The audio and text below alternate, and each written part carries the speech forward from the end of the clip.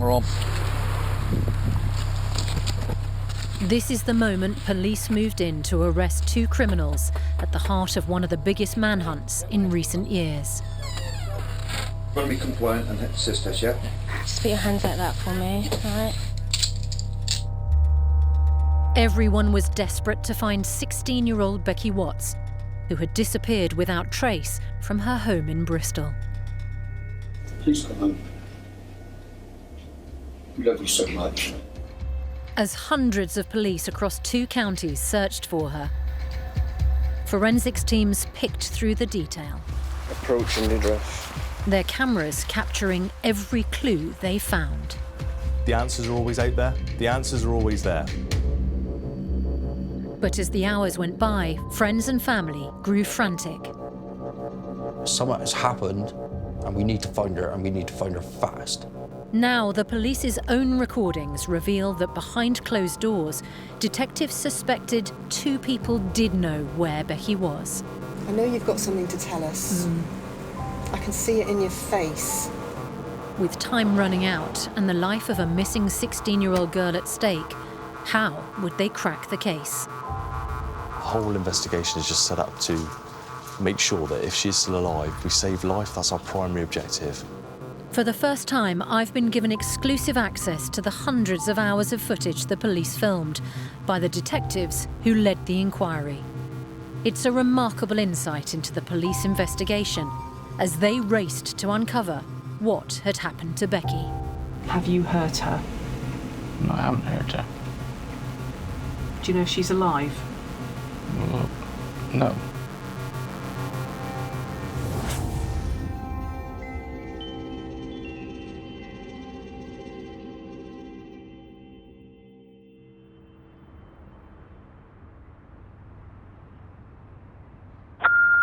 Even Somerset Police, how can I help? It appears my daughter's gone missing. Okay. No one has seen her, no? No.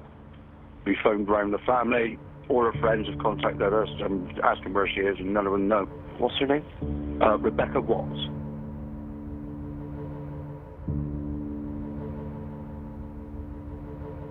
I remember just being so confused as to where she was. She wasn't the type of person that would go somewhere and not tell people where she was going. She wasn't the kind of person to stay out late either. She'd always go to bed really early. Quite a few people, I believe, didn't really take the situation seriously. Like, a lot of people were saying, well, she's just a teenager, she's just ran off or something like that. And I'm like, well, you don't know her though.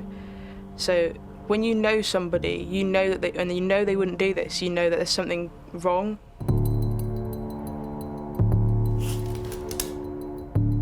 I want to get behind the scenes of the police investigation. These hours of tapes offer a unique insight into how forensics and crime scene evidence are pieced together, and crucially, how detectives extract the truth in the interrogation room. This interview is being digitally recorded at Patchway Police Station in Bristol. It's a continuation of the interview. With privileged access to the police tapes from this disturbing case, I'm meeting one of the lead detectives in the Becky Watts inquiry. He'll tell me the inside story of the biggest investigation ever tackled by Avon and Somerset Police. In this area, how many teenagers go missing? So on a daily basis, certainly dozens. The vast majority, either found by the police or found by friends and family, or they return of their own volition. What is the trigger point for actually treating this not as a missing persons inquiry, but as someone who might have come to harm? In Becky's case, it was around the fact that her social media had become very inactive. Her laptop, her tablet computer was missing, and her mobile phone. She had a group of friends, a really nice group of friends that actually she was regularly in contact with, and all of that ceased. Like I was saying on day one, I'm fairly confident here that something bad has happened to this young lady. I just don't know exactly what. Police are tonight growing increasingly concerned about a teenage girl. Becky Watts, who's 16, was last seen at her Bristol home. She told no one where she was going when she disappeared. Becky's father Darren and stepmother Angie still live in the house where Becky grew up and from where she went missing. They've agreed to share with me what happened from the moment Becky disappeared. Darren, hello. hi. Susanna. This is Becky on Christmas Day, 3 years before she went missing. Oh, the makeup kit I wanted. Yeah, thank you. This is her father Darren. Oh, yeah. And her stepmother, Angie. They'd lived together since Becky was 2. When Darren made the 999 call, the family were becoming desperate. What was it that set alarm bells ringing for you? It was when her friends turned up looking for her, and then I rang Darren because all her friends were here and she wasn't. I'm panicking at this point because I know there's somewhat seriously. I went up in her bedroom, I had a look around, see if I could see anything different.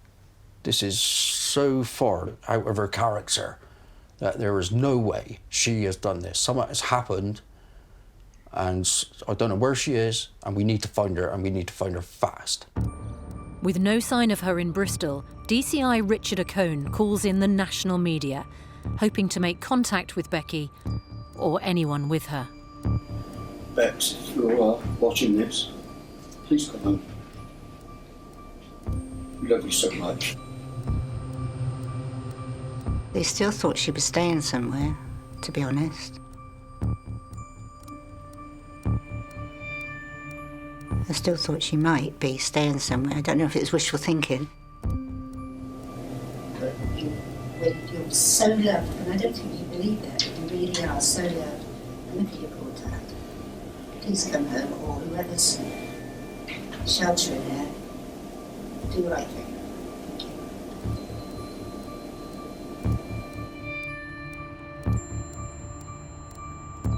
On the Monday, I'd had the media in, done the initial media release, and by that point, on the Tuesday, the media had descended on Bristol. The pressure around that had increased immensely. The family home is really the last place of reference, the last point of reference that we can actually place her at. And clearly, we're trying to look at what happened after she left the family home on the 19th of February, so last Thursday morning. I think the fact that it was such a conundrum initially around, okay, well, what's happened here? That I think that's probably what gripped the nation. And of course, at various points, the case then changed. And I think that then held the attention of the media for such a long period of time. Away from the media campaign, the police tapes show the detectives' first move is to question the people closest to Becky. They carefully avoid anyone feeling accused of wrongdoing, so everyone talks freely, helping police find out more about the missing girl. Those interviews really were about background, about what we call victimology. So what did Becky like? What didn't she like? Where did she go? Who were her friends? Who were her associates? What were her phone numbers? Do you know whether she uses WhatsApp? Yeah. She does. So you and her would normally be through text and Facebook Messenger. We were able to look for any things that didn't fit with the norm, so patterns that didn't fit with a normal week, or accounts from what had happened in the critical day that, again, didn't seem right. Shauna heard the door go, so she was assuming it was Becky going out. Yeah. So I'm assuming it was Becky going out. Okay. We'd also involved when did you last see her? When did you last have contact with her? Which clearly in this case was really important because we had that line in the sand on the Thursday morning and we were looking to try and get beyond that line if we could. No one saw her go, but No. just heard the door go, Yeah. and the assumption that Becky had left the house. Okay. As the police check alibis from her friends and family for the day she went missing, they discover that Becky's stepbrother Nathan and his girlfriend Shauna were at Becky's house and were the last people to see her. Can you tell us your full name, please? It's Shauna Stacey Charmaine Hoare. Okay, I'll just scribble that down. Nathan Charles Matthews. Okay, lovely. And all right to call you Nathan? Yeah, okay, I'm fine to be quiet. Detectives now want to know everything about this last sighting. But it's been difficult even getting the couple to the station. Nathan and Shauna were the only two people that we interviewed that were actually difficult to pin down. Does that raise a red flag with you? Of course, if you've got witnesses or people that are within your investigation that don't appear to want to meet you, it's always going to cause you some concerns. But I'd like you to take yourself back to that day if you could, and if you could just talk us through what happened in as much detail as you can remember. Okay. Me and Nathan, we rang Angie to see if she was going to be in that day. Shauna being interviewed, the report coming back from the interview advisor was that in terms of the way she presented, she was giggly, was quite sort of light-hearted, perhaps not in keeping with the serious nature of what was actually taking place at that point and the fact that Becky was still missing. Angie asked me if Becky had gone out, and I said, yeah, I heard the door go. She must have gone out earlier. When you heard that, is your thought, are you thinking that's the front door that slammed? Yeah. Yeah, okay. And who did you think that was then? Well, Becky. Okay. Nathan came across as fairly unconcerned. He's looking so relaxed. He's totally laid back, he's in control, and he's very, very comfortable in his surroundings. Even laughing and joking. Yes. Police become even more worried as the couple start to give their version of what happened the day Becky went missing. Then I heard the front door slam. Carried on washing my hands, went into the living room. They were really consistent in their accounts. However, the detective side of your brain was also saying they fit together really conveniently and really, really neatly. Even the best witnesses will provide accounts which are factually incorrect, and in this case, it's slotted together very, very neatly. And what did that suggest? It indicates to me collusion. They've basically talked to each other. They've talked to each other, event. they've got their stories straight, and actually made sure that it fitted neatly. I mean, I think what we'll do is we'll probably wrap the interview up. No, we've been talking for 2 hours, it's quite a long time. My back's killing, so... I know. But at that stage, we didn't have any tangible evidence other than your kind of senses as a detective, as an investigator. I got a slight headache just trying to remember. I know. There's usually a lot of brain power. The interview team are suspicious, but they need more than gut feeling before they can act. So, as the Major Crimes Unit is brought on board, they look to forensics to uncover the evidence they need. The answers are always out there. The answers are always there. I'm a great believer in the fact that it is always out there, and I'm constantly telling my team, OK, we need to keep plugging, we need to keep plugging. If it's not in the witnesses, it'll be in the phone work. If it's not in the phone work, it'll be in the CCTV inquiries. With a county-wide search and a national media campaign still ongoing, the forensics team is sent back into Becky's house, where she was last seen. That's when we came across what appeared to be blood or red staining on the architrave of the door frame leading into Becky's room. It's very, very difficult to see with the naked eye. Some of it was down very low, some of it was about waist height, and some of it was approximately shoulder height. So the three different heights did seem to strike a chord in terms of well, how, what, why, had there been a struggle? And within that blood staining is finger marks, so fingerprints, so what we call ridge detail within the police. Police and family must now wait to see if this discovery will take them closer to finding out what has happened to Becky. The search for Becky Watts continued today. Family and friends scouring the parkland and woods near her Bristol home, hopeful they will find the 16-year-old safe and well.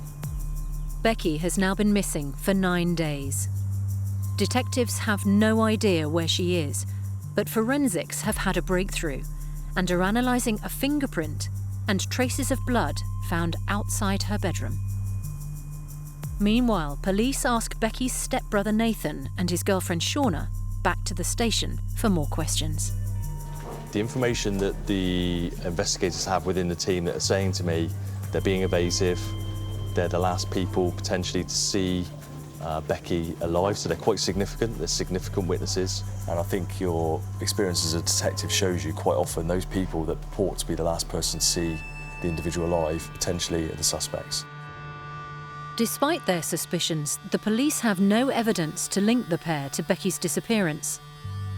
So they target Shauna to work out if the couple are holding anything back. Machine's recording. Has Nathan had any sort of concerns about speaking to us? Not that he's told me, no. No. If he does, I wouldn't know then. Yeah. How is he finding it? He's found it quite hard, actually. Yeah. Or again, knowing how hard it'd be for his mum at the moment. You know, because Becky was almost like a daughter to her. Yeah. You know, and it has been very stressful for Angie.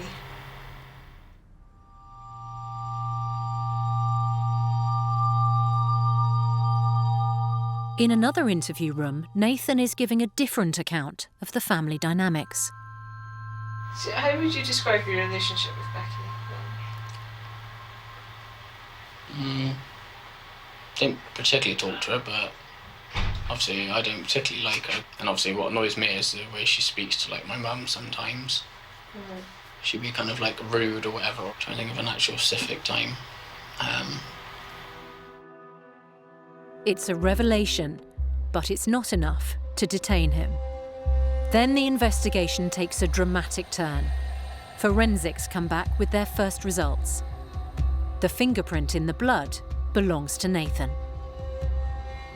Everything needs to be put in context. The context here was Nathan and Becky didn't appear to get on. And this is the advantage of the significant witness interviews and building that victimology and building that picture. So how could that blood be in with his fingerprint in upstairs on the first floor, a location that we don't think Nathan went frequently? So that's the first real big turning point. It will take another 12 hours for the DNA results to reveal whose blood it is. This gives detectives time to plan their response. If it is Becky's blood with Nathan's fingerprint in it, we will arrest. We will arrest immediately. We will arrest for kidnap. The results come in. It's Becky's blood. An arrest team tracks down Nathan and Shauna to a suburb of Bristol. The police are still hoping to find Becky alive and now urgently need to question the couple. Hey, buddy. Thanks very much. The reason I've come here is to make an arrest of yourself, okay? And what I'm going to do is explain everything here now, okay? Just put your hands like that for me, all right? So the reason we arrested for kidnap at that point is we need to give ourselves the best possible opportunity we can possibly have of recovering her if she's still alive. And the whole investigation is just set up to make sure that if she's still alive, we save life. That's our primary objective. I'm going to be compliant and assist us, yeah? It was like seeing someone else's family go through it. When I heard that 2 people had been arrested, the agents gave it away. I knew who it was before the police told me. And I can't say I was particularly surprised. If it was going to be something bad, it didn't surprise me. Nathan hated Becky and made it obvious.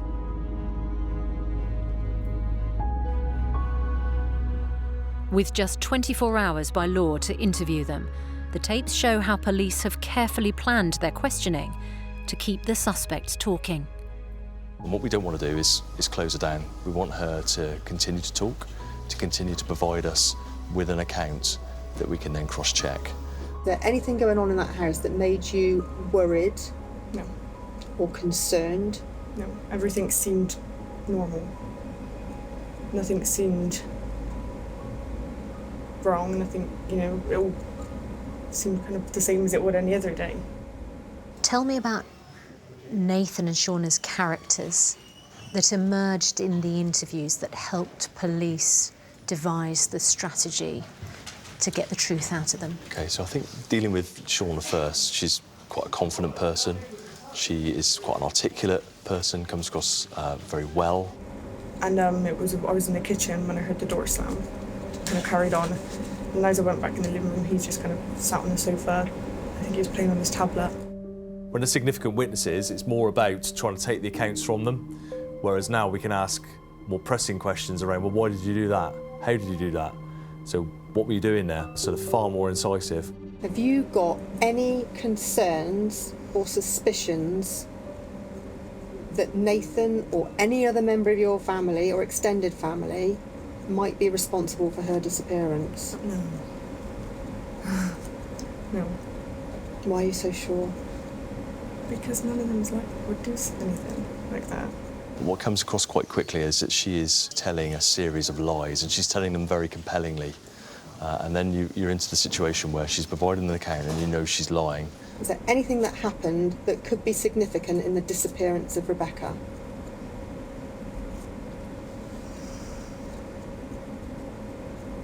No. Are you absolutely sure? Yes. I know you've got something to tell us. I can see it in your face. I was just making sure there was nothing, like a weird, significant thing that I hadn't thought of. But I don't know anything. Of course, we're still hopeful that Becky might still be found alive, safe and well. But as time goes on, hope, of course, does fade. And we're getting further along the line of interviewing Nathan and Shauna. Nathan was a far more complex individual. I don't believe would have responded well to confrontation or conflict within an interview. So again, the strategy that we had was one that allowed him to talk, and he talked quite confidently. He wanted to have control, or feel like he had control over the interview. You were at the address at the time that Rebecca, or Becky, I think most people know Becky, her as, yeah? Becky? Or Bex. Whichever. Yeah, okay. Do you know her as Becky or Bex? Usually call her Bex. After luring Nathan in by giving him a sense of control, the interview team changed tack and challenged him directly. What we're most interested in is finding Becky. Yeah? That's what the police want to do. Yeah.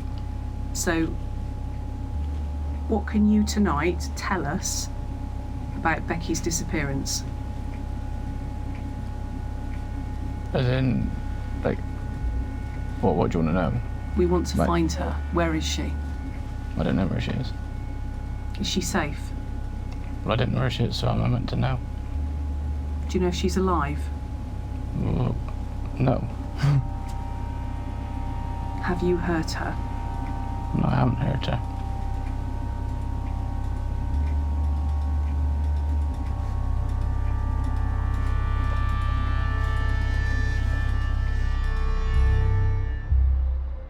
The investigation now gathers speed, and with Nathan and Shauna under arrest, police move to search their house, just over a mile from Becky's home. Cotton Mill Lane, this is something that sticks with me and will stick with me throughout my career, I've no doubt about that. Approaching the address. Hello, police. There's still hope there that actually you're going to find her, and you're going to find her safe and well, or you're going to find her and actually she's only harmed a little bit and we can get her back to her family.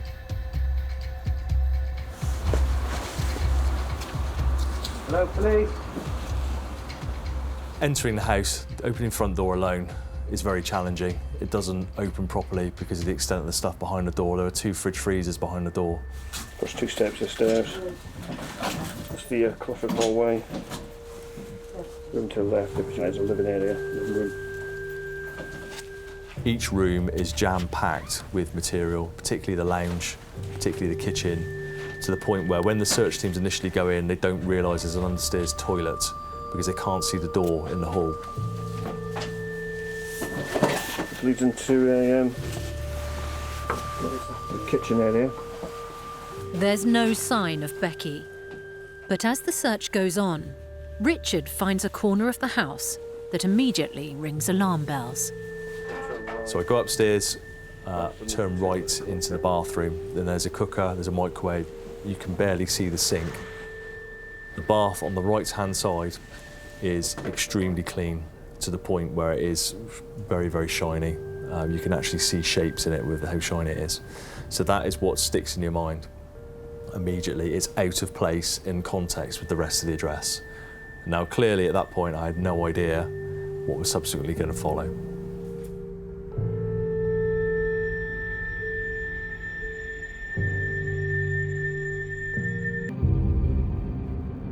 Across this city, there is an intensive search for clues, evidence being gathered in the hunt for a missing teenager. Police have been given more time to question 2 people in connection with the disappearance of 16-year-old Becky Watts. At this stage, the investigation is extremely fast-paced. There are other areas, so there's further forensic searches and examinations that are taking place.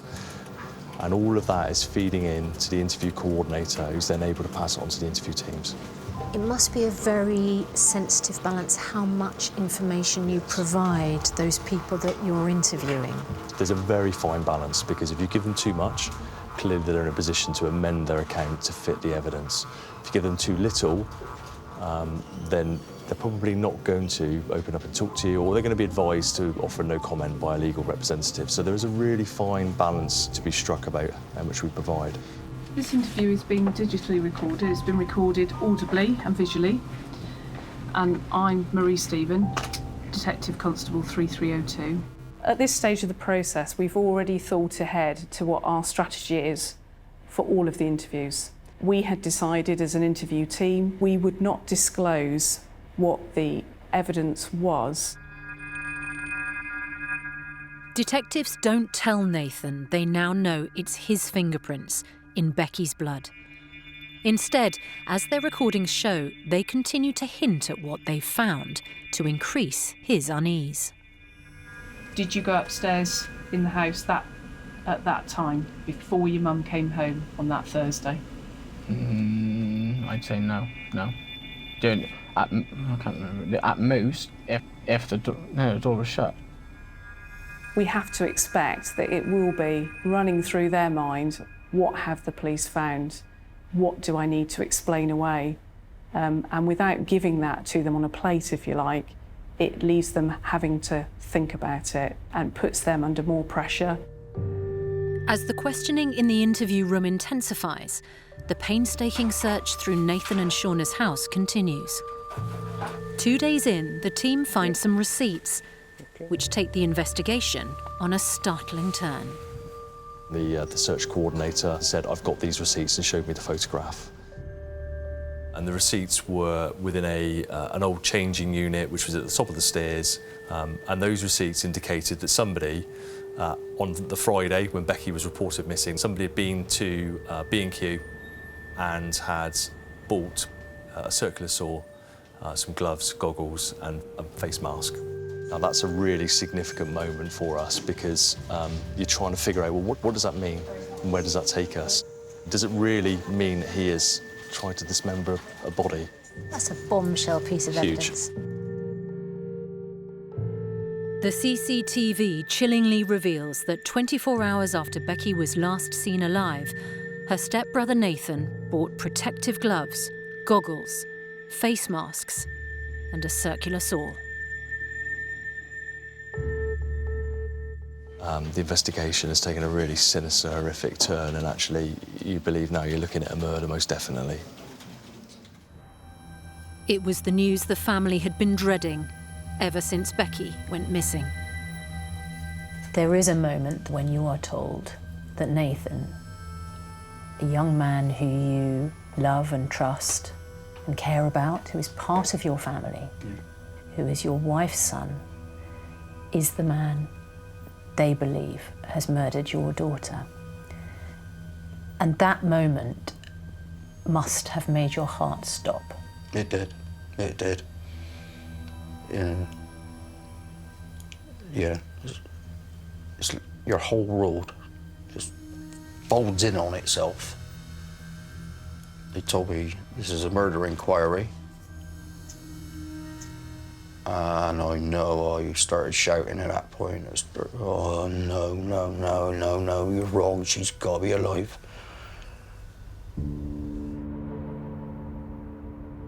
Already in custody for kidnap, 28-year-old Nathan and 21-year-old Shauna were now arrested on suspicion of murder.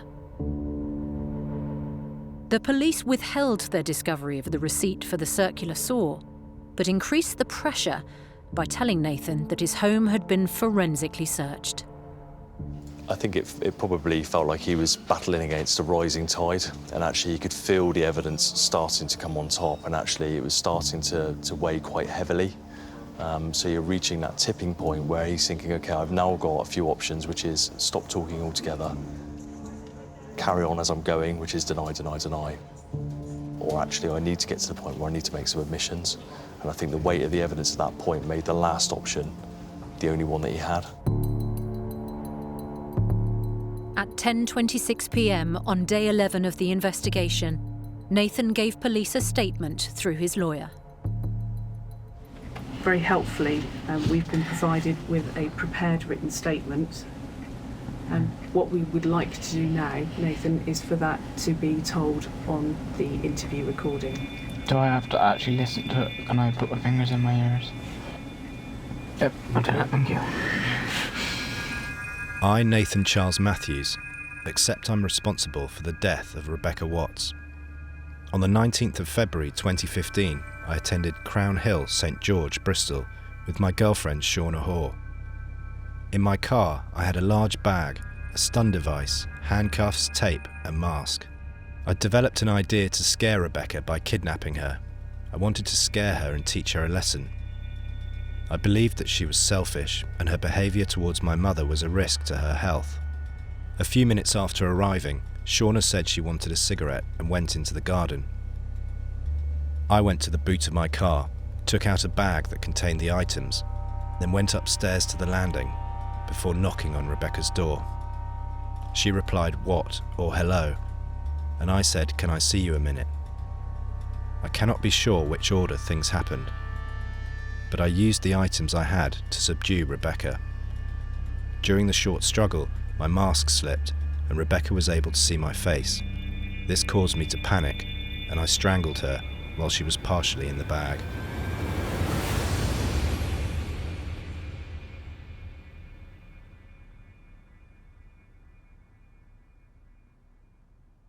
There was a point where Nathan said that it had been an accident. He confessed to killing her, but he said he'd not intended to.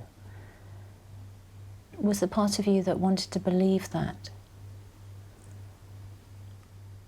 I didn't believe that. What did you think? I thought he'd done it and he did it on purpose.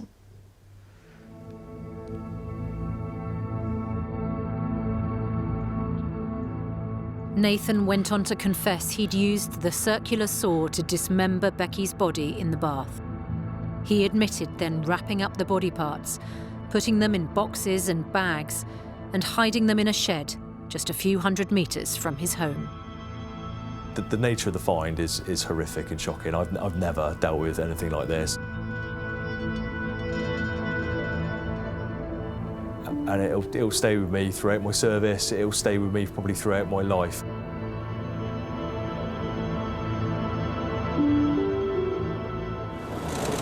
After 12 days of hunting for Becky Watts, a private ambulance leaves the scene of a grim discovery. The find, in a garden and terraced home on a small estate in Bristol, was made by detectives last night.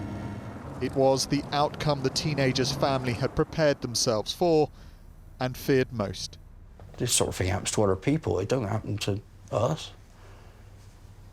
But there we were in that situation. And then when we seen her in the morgue, and that's when it really hit home then. I mean, they did, fair play to the morgue, they did their best to cover up her, where they cut her up and things like that. But I could still see where they decapitated her.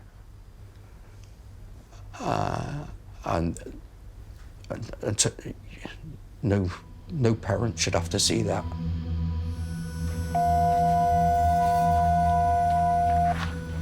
Yesterday, Nathan, you very kindly gave us a fairly lengthy prepared statement through your solicitor. And we've had time to read that.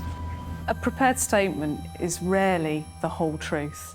And there may be a number of reasons why he's chosen to give us the account that he has in the way that he has. Now, that could well be, and is likely to be, because he wants to downplay perhaps the violence that he's used or how long it took for Becky to come to her death.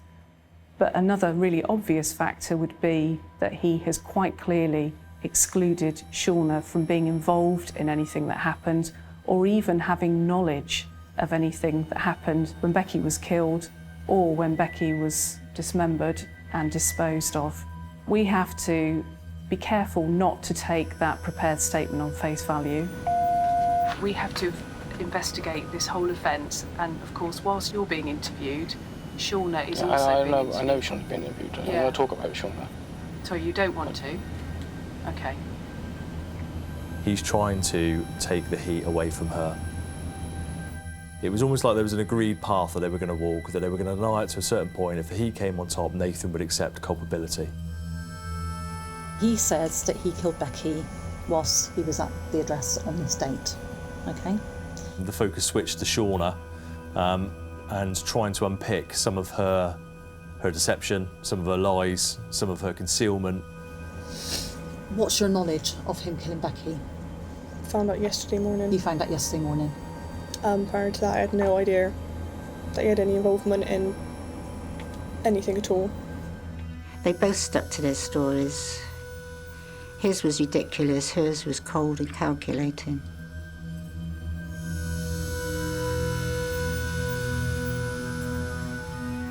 She's the brains. Was Becky stood up, Nathan, whilst you were strangling her? No comment. To what degree was she incapacitated then? No comment. Was she conscious at the time that you strangled her? No comment. 12 days after Becky went missing, Nathan had confessed to killing his stepsister. But he was insisting he had acted alone.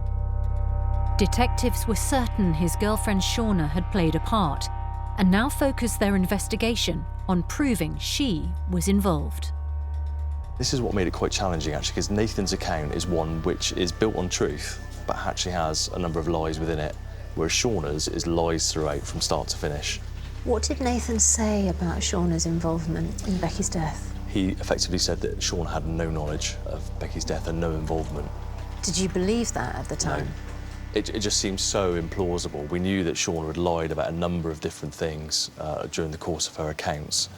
And it just seemed so, given the circumstances under which Nathan was explaining that the murder had occurred, it just seemed incomprehensible. And how do we know you weren't involved in the killing of Becky? Because there would be no proof.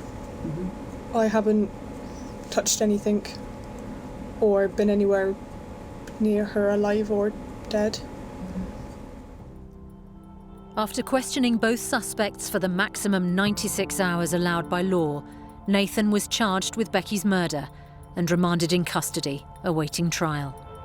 Detectives still couldn't link Shauna to the murder, but they wanted to keep her detained while they searched for the evidence they were convinced existed. Shauna, we weren't in a position where we could link her directly to the murder, but we could evidence her lying. So the outcome of that was that we charged Shauna with perverting the course of justice initially. The time by the interview clock is 19:10, and this interview is suspended. Police had been desperate to prove Shauna had been involved in Becky's murder. The couple's many phones and computers were scoured, and DNA samples sent to the lab.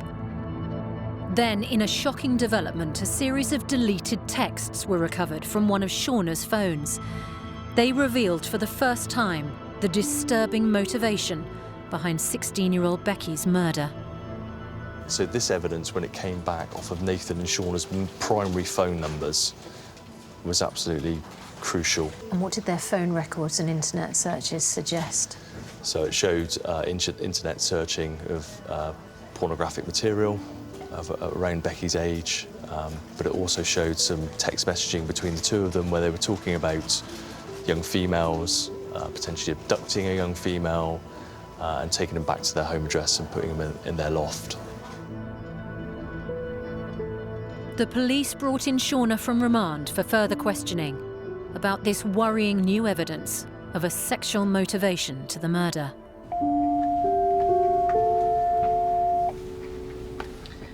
So the first message is 9th of 12th, 2014, timed at 12:48, and it says to Shauna, and it says, "Fuck you, bring me back, two pretty schoolgirls den." D1, I think that says. Tell me about that text message. No comment. I mean, it must have been a huge moment when you realised there were texts between Nathan and Shauna. Yes. Discussing sick fantasies about teenage girls. Yes, it was. And those texts, some of them have been deleted, so actually they weren't easy to come by. Next message is 9th of December 2014 at 18:14. It says from Shauna. "Just went to Costcutters and saw a very, in big caps, pretty petite girl. Almost knocked her out to bring her home. LOL." And there's crosses and zeros. Shauna, what can you tell me about that? No comment.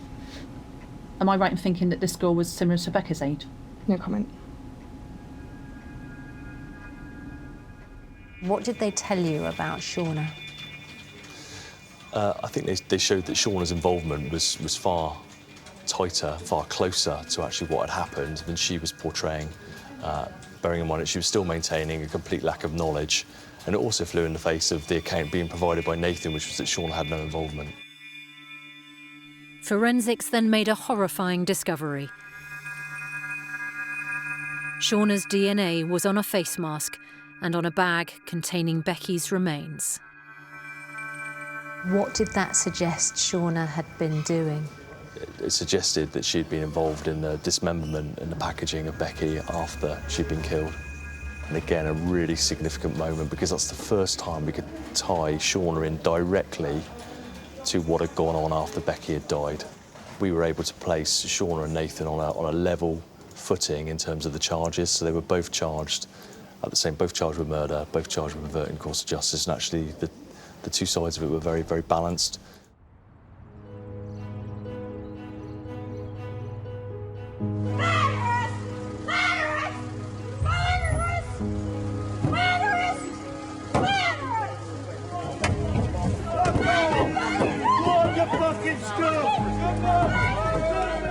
At the trial, Nathan was found guilty of murder. He was sentenced to life imprisonment with a minimum term of 33 years. Shauna was found guilty of manslaughter and sentenced to 17 years. They killed her at home in a sexually motivated attack and attempted to lie their way out of it. Nathan Matthews and Shauna Hoare are now both convicted killers of a young girl who was part of their family. Did it feel like justice to you? As investigators, we always put our cases in the hands of the jury system that we have in this country, and also in the hands of the judge who obviously oversees the trial. And I think in this case, having sat through the evidence, I think they did a fantastic job.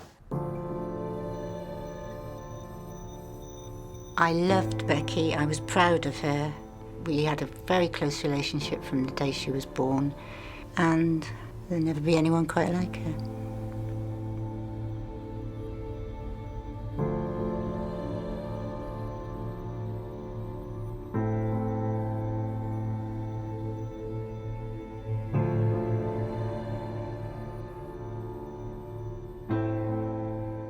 I believe they came both up here.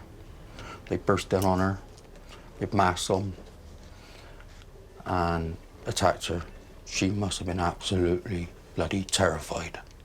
The image I have in my nightmares is him holding her down on the floor and she's doing that over her mouth and nose. That's the image I get. Now, there was no evidence to suggest that's how it happened, but that is the image I get in my nightmares. They did it together. They planned it together. I don't know what they expected to gain from it, because there was nothing in it for them. So it was all pointless.